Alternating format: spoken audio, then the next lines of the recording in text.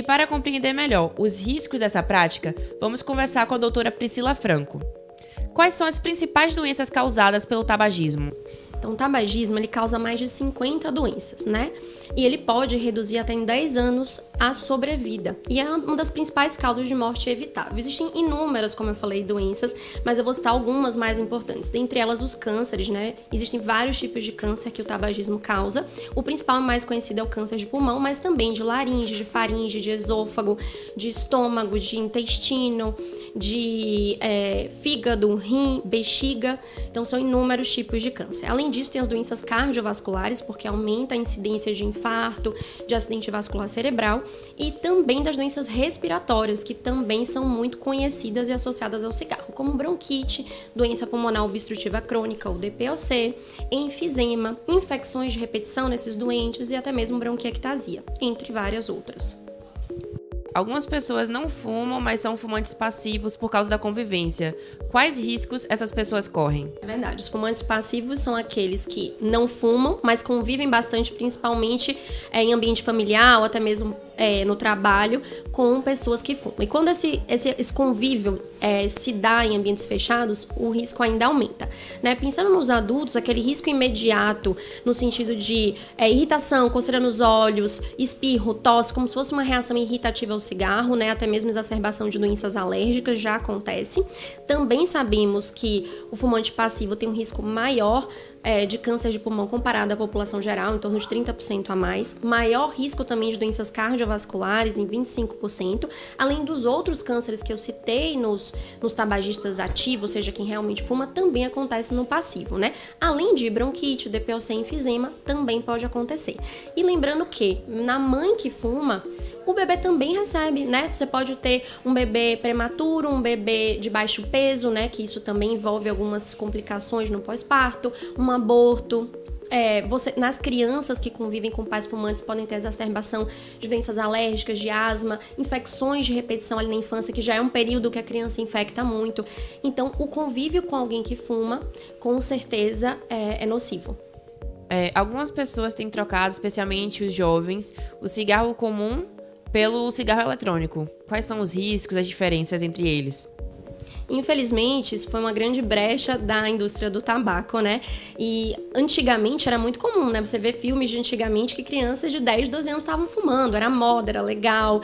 E isso tem voltado para as realidades das escolas, né? Pais pegando o cigarro eletrônico na mochila do filho de 10. Então, o cigarro, ele pode ser uma doença pediátrica pelo fumo passivo, né? As crianças se expondo ao fumo passivo. E também tem sido agora uma doença pediátrica, ou seja, um alerta nessa condição do cigarro eletrônico. E não, ele não é isento de risco, ele não é uma forma de trocar um pelo outro e até uma brecha para a cessação do tabagismo, muito pelo contrário, né? Ali naquele aerosol que solta do cigarro eletrônico, podem sair até 2.000 substâncias.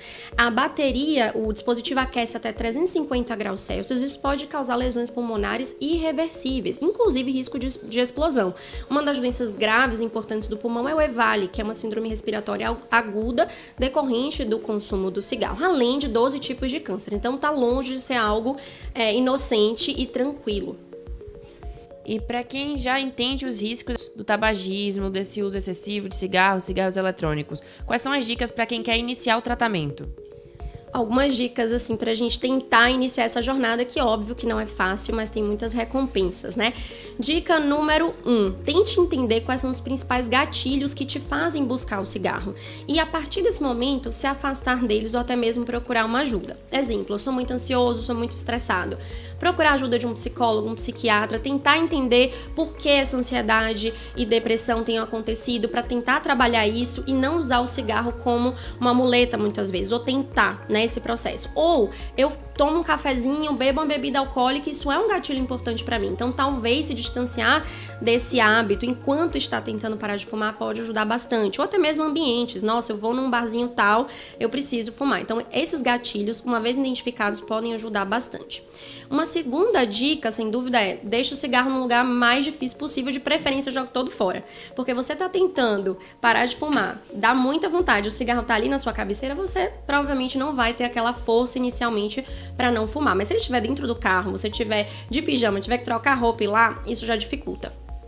E se você não tiver, sair para comprar dificulta ainda mais. Então, sempre é uma boa dica. Terceira dica importante: converse com as pessoas que convivem com você. Explique o seu momento, explique suas razões e peça apoio. Ter uma rede de apoio ajuda muito, porque no seu momento que você possa fraquejar, você vai ter alguém ali para te suportar.